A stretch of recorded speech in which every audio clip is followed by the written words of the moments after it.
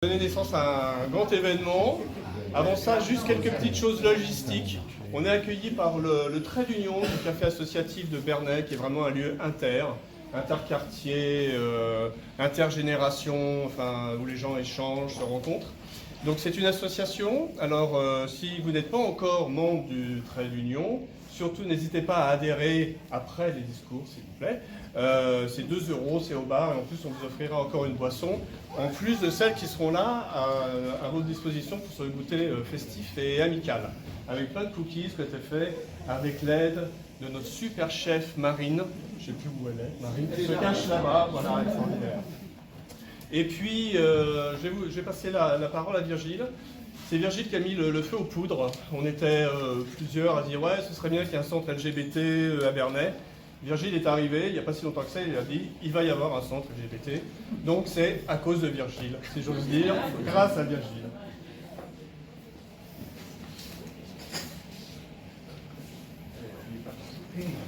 Excusez-moi, je pas... Bon, je vais dire, hein, parce que... Mais moi aussi. Alors, ça va.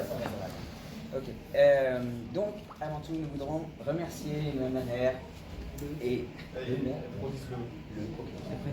Très bien. Et toute l'équipe des bénévoles du Trait d'Union qui ont mis à notre disposition le local et qui nous ont portés par leur enthousiasme et leur encouragement. Je voulais aussi remercier. J'ai pas la version complète, donc je vais oublier plein de gens. Plus fort. Monsieur le préfet, Monsieur le sous-préfet. Monsieur le sous-préfet, Monsieur le président de l'Interco, Mesdames et messieurs les élus en leur grade et qualité. messieurs et mesdames les élus en leur grade et qualité. Génial. Voilà, c'est parfait. On a couvert. Voilà, alors on est vraiment ravis d'être ici, vraiment. Et en même temps, pour tout vous dire, une part de nous préférait ne pas être là. On préférait que le genre ou l'orientation sexuelle d'une personne ne soit pas source de discrimination ou de violence. On préférait qu'il n'y ait pas besoin d'une antenne LGBT plus à Bernay. Pour celles et ceux qui ne seraient pas familiers avec l'histoire du mouvement LGBTQI+, une date clé à retenir est celle du 27 juin 1969, avec un événement fondateur, les émeutes de Stonewall. Cette nuit-là, un énième contrôle de police dans un bar qui se passe mal pour la énième fois. Mais cette fois, les personnes transgenres et homosexuelles présentes ont résisté. Ce soir-là, et durant 5 jours, soutenus par leurs voisins, leurs amis, leurs alliés, toute une communauté s'est levée contre l'injustice. L'année suivante était organisée la première marche des fiertés. Alors nous ne sommes plus en 1969. Et pourtant, en France, il n'y a pas si longtemps que ça, des êtres humains manifestaient pour que d'autres êtres humains, membres de la communauté LGBTQI+, n'aient pas les mêmes droits qu'eux, notamment celui de se marier. Et nous trouvons ça inquiétant. Toujours en France, depuis 4 ans maintenant, les personnes transgenres ne sont plus considérées comme des malades mentaux. Pourtant, des mairies continuent à demander des attestations psy pour leur changement de prénom. Et trop souvent, pour la modification de leur état civil, les tribunaux exigent encore une opération génitale, qui est une stérilisation de fait et qui est une violation exceptionnellement grave des droits humains, ainsi que l'a récemment rappelé un rapport d'Amnesty International et une déclaration de l'ONU. Et nous trouvons ça inquiétant. Aujourd'hui encore, le risque de suicide chez les jeunes personnes LGBTQI+, reste 7 fois supérieur à la population, au reste de la population. Et nous trouvons ça inquiétant. Tout près de chez nous, il y a quelques jours, à l'antenne de Caen, nous avons reçu un message d'un jeune. J'essaye de trouver la communauté LGBT la plus proche de chez moi. Je suis venu à Saint-Lô il y a 1 mois. J'ai 17 ans, victime de torture et d'abus homophobes à cause de mon orientation sexuelle.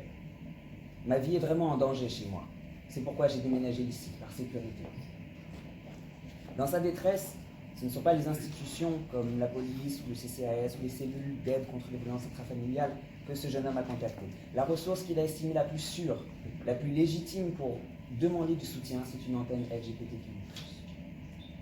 Les centres et les antennes LGBTQI+, tels que la nôtre, telles que celles que nous ouvrons à Bernay, sont des maillons essentiels du tissu local et social, afin de développer ce mieux vivre ensemble auquel nous aspirons tous.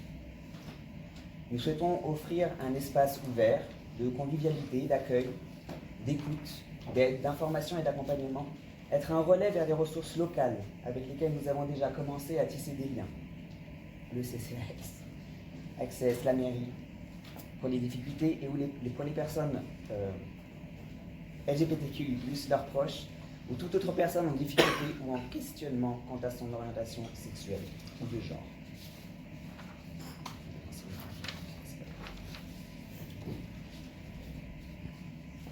Afin de lutter contre les discriminations LGBTQI+, nous proposerons à terme des actions de sensibilisation, interventions en milieu scolaire, professionnel, socio-éducatif, organisation d'événements culturels et de loisirs au sein des collectivités, entreprises, associations, pour les professions libérales, etc. D'autres projets sont dans nos tuyaux et nous aurons besoin d'aide et de bonne volonté. C'est un appel. Des pique-niques en famille, des ciné-débats, des expositions en lien avec les thématiques qui nous concernent, développer un fonds de documentation en collaboration avec les médiathèques, des formations pour les professionnels en contact avec le public, etc. Pour résumer, je crois que c'est à cela que nous aspirons pour l'antenne LGBTQI de Bernay.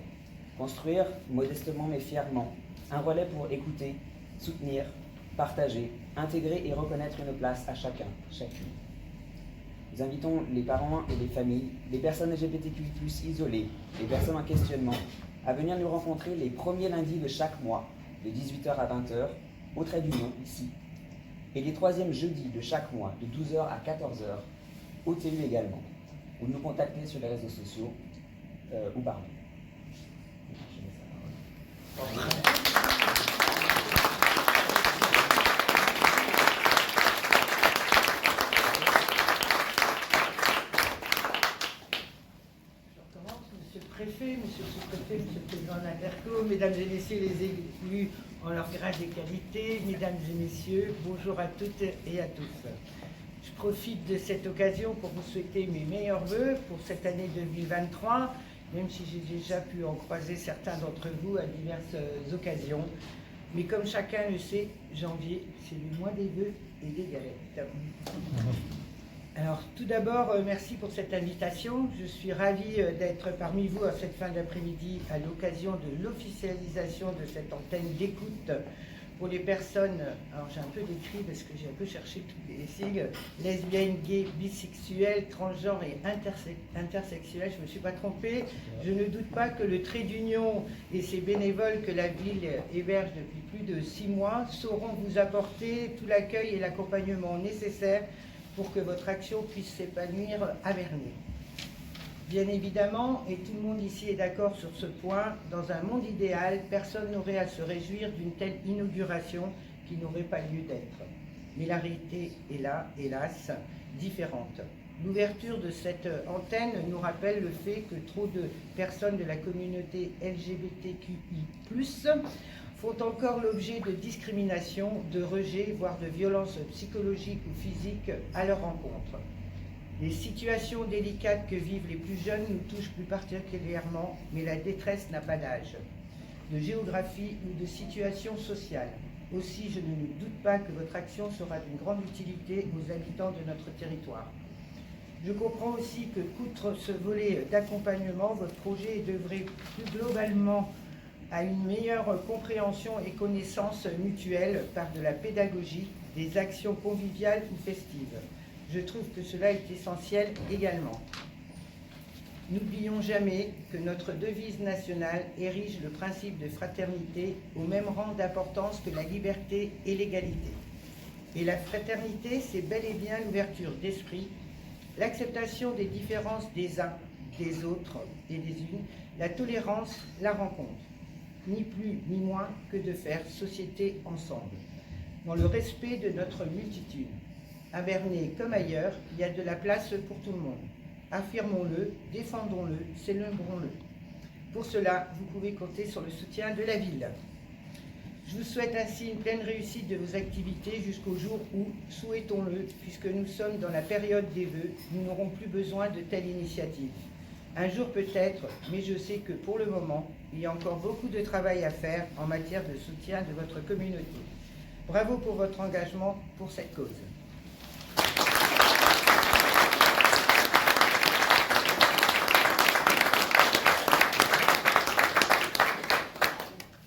ne vais pas dire grand-chose, j'ai rien préparé pour tout vous dire, mais je trouve que vous avez fait un discours qui est très émouvant. Et je suis assez satisfait de voir que cette association va avoir le lieu, enfin, pouvoir naître ici. J'évoquais en aparté quelque chose qui a peut-être rien à voir, mais au niveau mixité, ici à Dernier, j'évoquais tout ça tout à l'heure avec le sous-préfet, la population, je dirais, pas d'origine étrangère, mais du blanc, différent du blanc, il y a encore 5 ans, je crois qu'il n'y avait pas un black. Et cette semaine, je disais ça justement, il y a un magasin qui a ouvert au Pont Ravel, un magasin qu'on voit souvent en Afrique, parce que les femmes se maquillent beaucoup, mettent des perruques, etc. Il y a juste un magasin qui vient d'ouvrir cette semaine, donc il faut s'en réjouir. Et effectivement, c'était un discours très poignant, franchement. Et un discours de tolérance et puis de respect de la différence. Et franchement, bravo. Et j'ai vraiment l'impression qu'avec même cette petite association-là, je pense qu'en la créant, on a sauvé une vie déjà. Et ça, c'est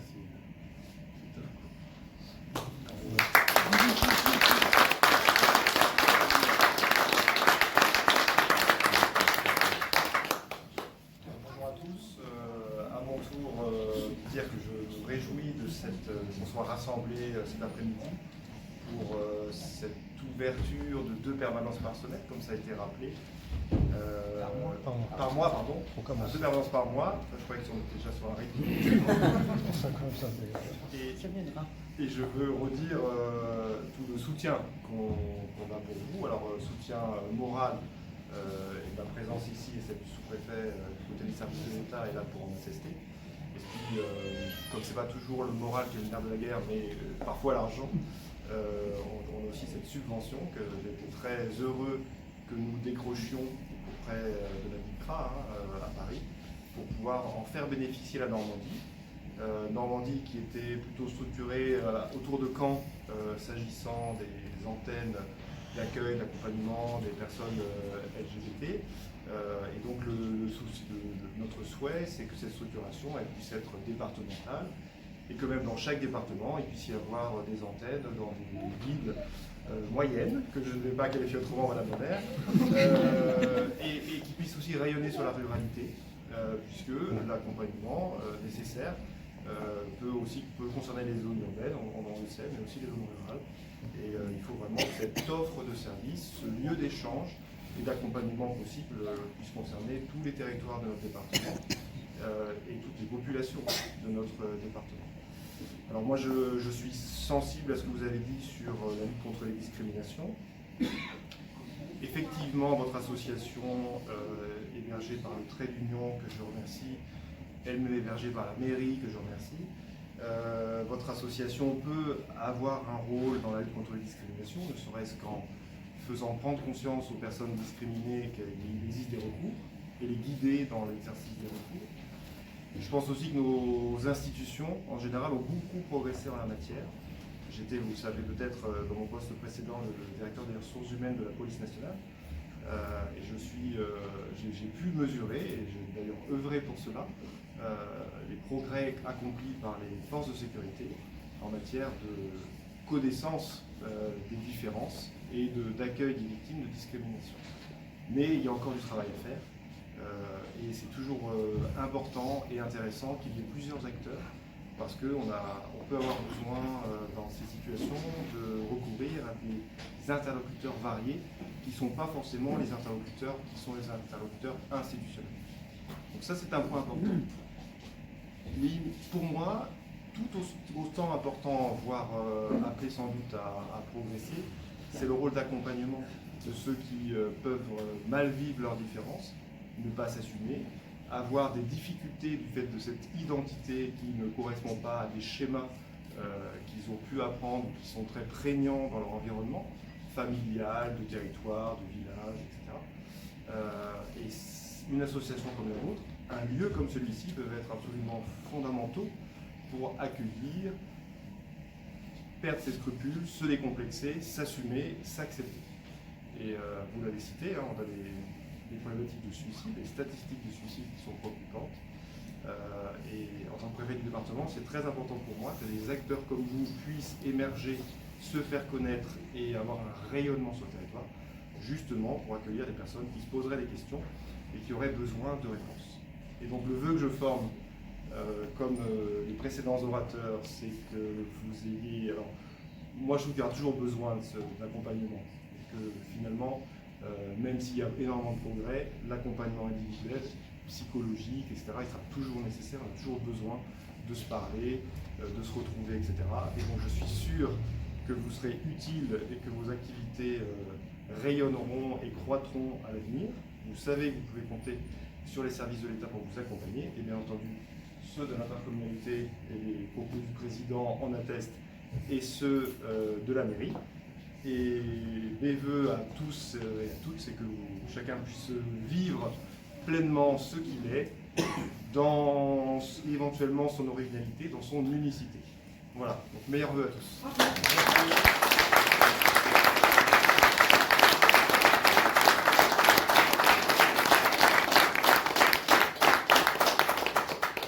Bon, et bien que la fête commence.